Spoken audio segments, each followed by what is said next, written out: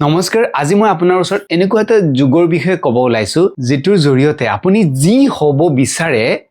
আপুনি হেতুই হ'ব পাৰে তো পুৰা প্ৰেক্টিকেল সহকাৰে মই আপোনাক গোটেইখিনি কথা আপোনাক বুজাই দিম আৰম্ভণিৰ পৰা শেষলৈ খুব মনোযোগ দি চাব তাৰ আগতে আপুনি তলত কমেন্ট কৰক যে আপুনি কি হ'ব বিচাৰে আপোনাৰ বয়সৰ কোনো কথা নাই আপুনি সেই গুণটো আপুনি লাভ কৰিব পাৰে যদি আপুনি ৰোগৰ পৰা মুক্তি বিচাৰে যদি আপুনি কিবা এজন ভাল অফিচাৰ হ'ব বিচাৰে বা যি মনত আপোনাৰ আহিছে তাৰ ৰাস্তাটো মই আপোনাক এতিয়া ক'ব ওলাইছো তো প্ৰথমতে কমেন্ট কৰক ভিডিওটো পজ কৰি আপুনি কমেন্ট কৰিব পাৰে ওকে তো এতিয়া মই আপোনাক ক'ব ওলাইছো মুম্বাইত যে ব্লাষ্ট হৈছিল সেই ব্লাষ্টত যিকেইজন গৰাকী নহয় সেইবিলাক যিকেইজন দুৰ্ধৰ্ষ আহিছিল হিহেতে জানিছিল যে তাতে গলে মৃত্যু হ'ব তাতে গুলিয়াগুলি হ'ব অফ কোৰ্স বাহিৰৰ পৰা গুলি আহিব বা হেতুতকেও যদি আমি আৰু যাও যে কিছুমানে সুইসাইড বম লৈ যায় নিজৰ গাত পিন্ধি কিনে আৰু হিহেতে জানে যে হিহেতৰ মৃত্যু হ'ব তথাপি হিহেতে মৃত্যুক মানে আকোৱালি লয় মৃত্যুটো আটাইতকৈ ডাঙৰ ভয় কিন্তু গতিকে সেই ভয়ও অতিক্ৰম কৰিব পাৰে এতিয়া আমি পজিটিভ সাইডত যাও এজন ব্যক্তি যিয়ে বেদ সম্পূৰ্ণ মুখস্থ গাব পাৰে নুসুৱাকে তাকো উলট পালট কৈ এজন ব্যক্তি যিয়ে নেকি এজন প্ৰধানমন্ত্ৰী হ'ব পাৰে এজন ব্যক্তি যি এজন ডাঙৰ খেলুৱৈ হ'ব পাৰে অৰ্থাৎ তাৰ মনত যি আহে হেতু হ'ব পাৰে গতিকে এই ক্ষেত্ৰত আটাইতকৈ কিহে সহায় কৰে মই সেই বিষয়ে আপোনাক কম হেতু হৈছে এছ'চিয়েচন সংগ যোগ মানে কিন্তু যুক্ত হোৱা গতিকে সেই কাৰণে যোগ মানে অকল যে আমি আসন কৰা বা প্ৰাণায়াম কৰাই নহয় যোগৰ বিভিন্ন ভাগ থাকে তাৰে ভিতৰত এইটো এটা আমি কাৰ লগত সংগ কৰো হেতু এটা যোগ আমি যাৰ লগত সংগ কৰো সেই ব্যক্তিজনৰ স্বভাৱ চৰিত্ৰ সেই ব্যক্তিজনৰ যি ভাল পায় বা সেই ব্যক্তিজনৰ যদি ইন্টাৰেষ্ট হেতু আমাৰ লগত যুক্ত হয় এটো ভেৰি ইন্টাৰেষ্টিং কথা কাৰণ আমাৰ শৰীৰত 70% পানী থাকে আৰু পানীৰ এটা গুণ থাকে যে হি বস্তু এবজৰ্ব কৰিব পাৰে খুব সোনকালে ঠিক তেনেদৰে আমি কানেৰে যি শুনো আমি চকুৰে যি দেখো লাহে লাহে আমাৰ তাৰ প্ৰতি ইন্টাৰেষ্টটো বাঢ়ি যায় সেইকাৰণে সৰু অৱস্থাত আমাক মাহঁতে বা দেউতাহঁতে কৈছিলে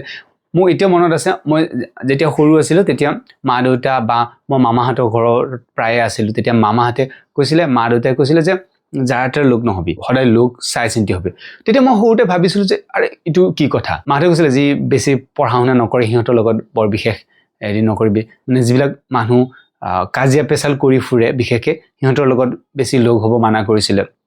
তো তেতিয়া মই সৰুতে ভাবিছিলো যে আৰে এইটো কি কথা সিহঁতৰ লোক হলে কি হল সিহঁতৰ মানে কেতিয়াবা কিছুমান কথাবিলাক শুনি ভাল লাগে তেতিয়া সৰুতে ইমান গম নাপাও এতিয়া মই বুজি পাইছো যে কিহৰ কাৰণে মানা কৰিছিল কাৰণ আমি যাৰ লগত সংস্পৰ্শত আহো সেই ব্যক্তিৰ গুণ কিছুমান আমাৰ তাত আহি যায় মই প্ৰথমতে যি এক্সাম্পল দিলো সেই আততাইজন সেই সৰুৰ পৰা এনেকুৱা এজন ব্যক্তিৰ লগত থাকে তাৰ সদায় কথা শুনে কথা শুনি তাৰ ব্ৰেইনটো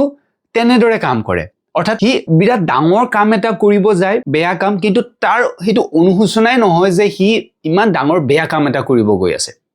ঠিক তেনেদৰে এজন ব্যক্তি যদি ভাল মানুহৰ সংগত পৰে বা এজন সাধুৰ সংগত পৰে বা এজন ঋষিমুনিৰ সংগত পৰে তেওঁ ভগৱানো প্ৰাপ্তি হৈ যায় ভগৱান কেনেকৈ পায় হেতু তেওঁ গম পাই যায় এতিয়া মই মোৰ এক্সপেৰিয়েন্স শেয়াৰ কৰো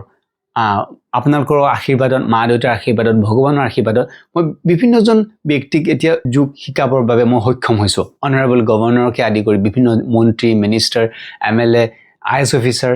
বা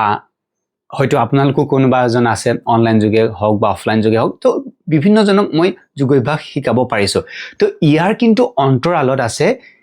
সেই সকল মোৰ গাইডেন্স সেই সকল গুৰু যেনে যোগাচাৰ্য সুভাষিছ ছাৰ তাৰ আগতে মই গৈছিলো হিৰেন সৰকাৰ ছাৰৰ তাত তো তেওঁলোকৰ সান্নিধ্যৰ কাৰণে মোৰ সেই হয়তো কোৱালিটিটো বিল্ড আপ হৈছিল যে মই মানুহক যোগা শিকাব পাৰিছো তেওঁলোকৰ লগত যদি মোৰ সান্নিধ্য নহল হয় কেতিয়া হয়তো ময়ো যোগাভ্যাস কৰাব নোৱাৰিলো হয় যোগা শিকাব নোৱাৰিলো হয় তাৰ পিছত মই ইস্কনৰ লগত জড়িত তো তাতে মই গম পালো যে আমি নিৰামিষ কিয় খাব লাগে ইত্যাদি তো ভগৱানৰ বিষয়ে তাতে গম পালো ভগৱত গীতাৰ কথাৰ বিষয়ে তাতে গম পালো অৰ্থাৎ যাৰ সান্নিধ্যত আহো তেওঁলোকৰ পৰা আমি কিছুমান গুণ কিছুমান পাওঁ সেইবাবে আমি কাৰ লগত সংগ কৰিছো এইটো বহুত ডিপেন্ড কৰে কিছুমানে ভাবে যে অলপ সময়হে লগ হৈছো তাতে কি হ'ব 10 মিনিট 5 মিনিট কিন্তু এটা যদি ঘটনা ঘটি যায় যদি আপুনি 30 সেকেন্ডো তাতে সময় অতিবাহিত কৰে বা তাতকৈ কম সময় অতিবাহিত কৰে আপুনি হয়তো গোটেই জীৱন জেললৈ যাব লগা হ'ব পাৰে গতিকে সংগ কিমান ভয়াবহ ফৰ এক্সাম্পল এজন ব্যক্তিয়ে ড্ৰাগছ বিক্ৰী কৰে আৰু ড্ৰাগছৰ কাৰণে যদি জেল যায় হেতু আনবেলেবল হেৰিত পৰে তো সাপোজ এজন ব্যক্তিয়ে ড্ৰাগছ বিক্ৰী কৰে আপুনি হয়তো নাজানে সেই ব্যক্তিজনে যে ড্ৰাগছ বিক্ৰী কৰে তেওঁৰ লগতে আছে কাস্টমাৰ এজন আহিছে সেই ব্যক্তিজনে ড্ৰাগছ সাপোজ দিছে বাট কিবা কাৰণে হয়তো আপুনি তেওঁ লগত নাজানাকে আপুনি ফ্ৰেন্ড হল আপোনাৰ হাতেৰে দিলে আপুনি হয়তো গম নাপায় বাট আপোনাৰ হাতেৰে তেওঁ দি দিলে পুলিচৰ ৰেড পৰিল স্পটত আপুনি তাতে ধৰা পৰি গল হয়তো এই 10 সেকেন্ড মানৰ সেই ইনসিডেন্টটো আপুনি প্ৰমাণ কৰোতে আপোনাৰ জীৱনটো গুছি যাব যে আপুনি হেতু নাজানি কৰিছিল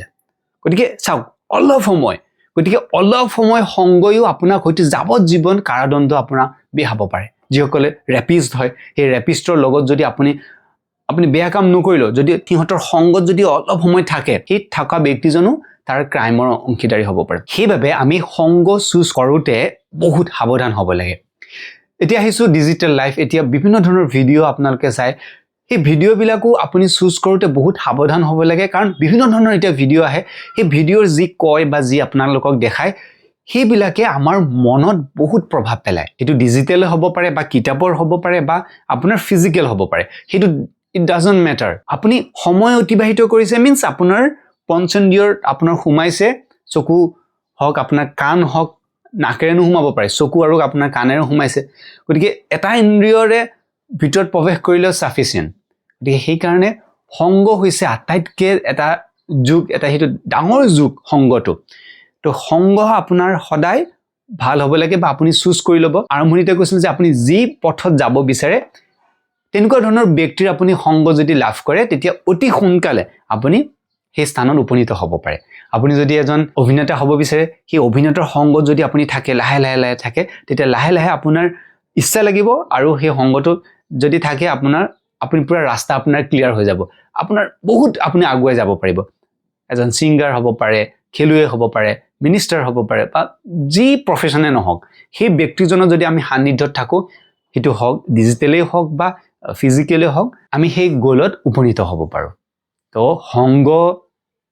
আটাইতকৈ ডাঙৰ এটা যুগ হয় ভগৱত পুৰাণৰ তৃতীয় স্কন্ধ 25 নম্বৰ অধ্যায়ৰ 25 নম্বৰ শ্লোকত উল্লেখ কৰিছে যে কেৱল সৎপুৰুষসকলৰ সান্নিধ্যত আহিলে ঈশ্বৰৰ মহিমা প্ৰকাশৰ যিবোৰ তেওঁলোকৰ লগত চৰ্চা হয় কথোপকথন হয় সেইবোৰ কাণ আৰু হৃদয়ৰ বাবে অমৃত স্বৰূপ বুলি কৈছে সেই কথাবোৰ শ্ৰদ্ধাৰে সেৱন কৰিলে অতি সোনকালে মুক্তিৰ পথত খোজ দিয়াৰ লগতে ভগৱানৰ প্ৰতি ক্ৰমান্বয়ে শ্ৰদ্ধা আৰু ভক্তিৰ উদয় হয় ভিডিওটো কেনেকুৱা পালে আপুনি তলত কমেন্ট কৰি জনাব কথাখিনি যদি আপোনাৰ ভাল লাগিছে এই ভিডিওটো বন্ধু বান্ধৱী সকলৰ লগত শেয়াৰ কৰিব যিসকলে এতিয়াও কথাখিনি বুজি পোৱা নাই সংগৰ প্ৰভাৱ কেনেকুৱা নিশ্চয় এই ভিডিওটোৰ জৰিয়তে তেওঁ বুজি পাব তো নিয়মীয়া যোগ অভ্যাস কৰক আৰু সুস্থ থাকক লগ পাম পিছতো ভিডিওত তেতিয়ালে নমস্কাৰ